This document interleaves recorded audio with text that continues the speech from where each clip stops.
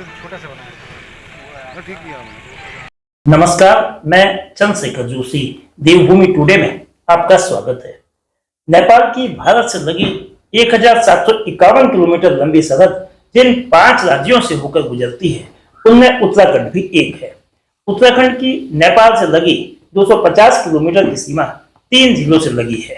कुमाऊं के उधम सिंह नगर, पिथौरागढ़ और चंपावत जिले नेपाल से लगे हैं। आज नेपाल का जिक्र हो क्यों रहा है? खबरों से रूबरू होने वाले आप सभी दर्शक इसे भली भांति जानते हैं। बावजूद इसके नेपाल की हालिया घटनाओं को संक्षेप में बताना समीचीन होगा। नेपाल के हालात बीते कुछ दिनों से बेहद खौफनाक है। 8 सितंबर से राजधानी काठमांडू सहित नेपाल के ज्यादातर हिस्सों में भयानक हिंसा, तोड़फोड़ और आगजनी हुई।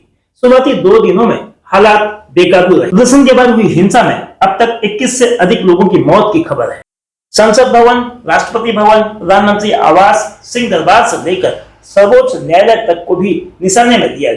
कई नेताओं की सरेआम पिटाई हुई, कईयों को जान के भी लाने पड़े, तो बहुत से नेताओं के साथ बदसलूकी भी हुई। नेपाल के प्रधानमंत्री के.पी. शर्मा ओली को अपना देश छोड़कर भागने को मजबूर होना पड़ा। नेपाल में 26 सोशल मीडिया प्लेटफॉर्म पर प्रतिबंध लगाने के बाद 8 सितंबर से उपजे जेनजी के विरोध प्रदर्शन की तलखी भले ही 2 दिन बाद कुछ कम हुई हो, लेकिन हालात अब भी नाजुक बने हुए हैं। यद्यपि सेना के द्वारा कमान हाथ में लेने के बाद परिस्थितियों में सुधार हुआ है। नेपाल की घटनाओं का असर उत्तराखंड के सीमावर्ती क्षेत्रों पर भी पड़ रहा है। चंपावत जिले का 90 किलोमीटर हिस्सा नेपाल के 3 जिलों कंचनपुर, बेतली और डरेलधुरा जिलों से लगा हुआ है। इसके मद्देनजर एसएसबी, पुलिस और प्रशासन सीमा की हिफाजत के साथ हालात पर पैनी नजर बनाए हुए है। बनबसा, टनकपुर से लेकर तमाम सीमांत क्षेत्रों में गश्त, कॉम्बिंग और सुरक्षा चौकसी बढ़ाई गई है। भले ही सीमा सील नहीं है, लेकिन आवाजाही पर तकरीबन ब्रेक लगा हुआ है। सीमा पर सन्नाटा पसरा है। सिर्फ पुलिस और एसएसबी के जवान सरहद पर हिफाजत में मुस्तैदी से चौकस हैं। बेहद जरूरी होने पर ही नेपाल से भारत आने वाले और भारत से नेपाल जाने वालों को जांच और सत्यापन के बाद ही आगे बढ़ने दिया जा रहा है।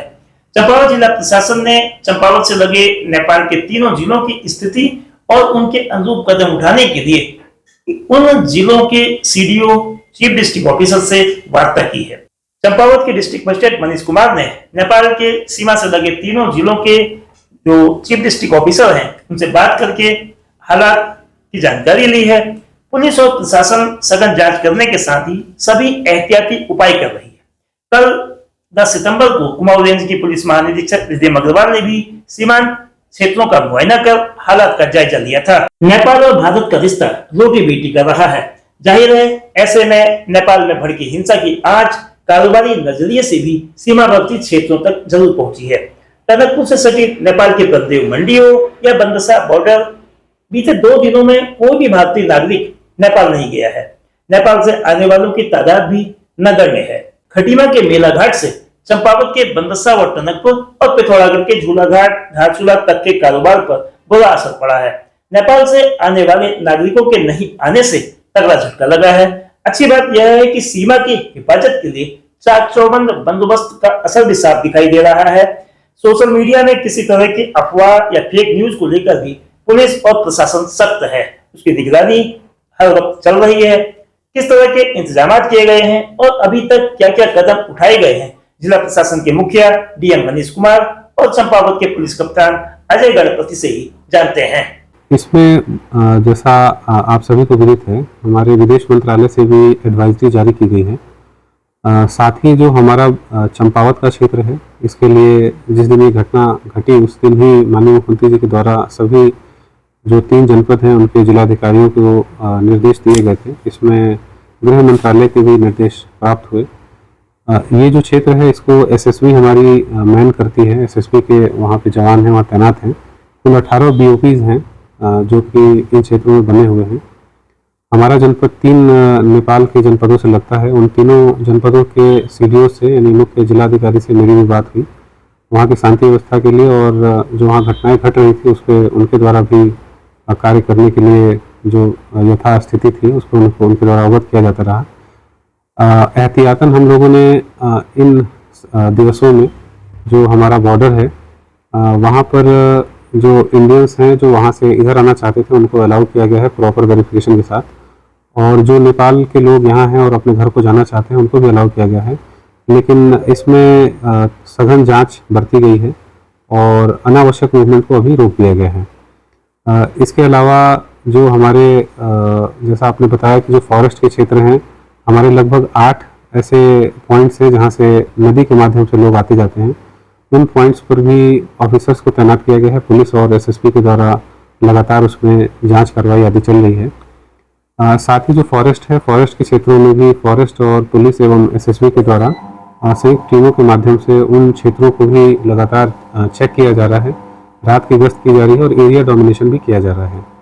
कोई भी ऐसी विपरीत परिस्थिति ना हो जहां कोई दिक्कत इधर आए, उसको लगातार हम लोग मॉनिटर कर रहे हैं। वहाँ की जितनी भी एजेंसीज हैं सबसे बातचीत लगातार की जा रही है और इस पूरे स्थिति पे जो है राज्य सरकार के द्वारा नज़र बनाई गई है और इस पर जैसे निर्देश हमें प्राप्त हो रहे हैं उस हिसाब से हम लोग उसको इम्प्लीमेंट भी कर रहे हैं।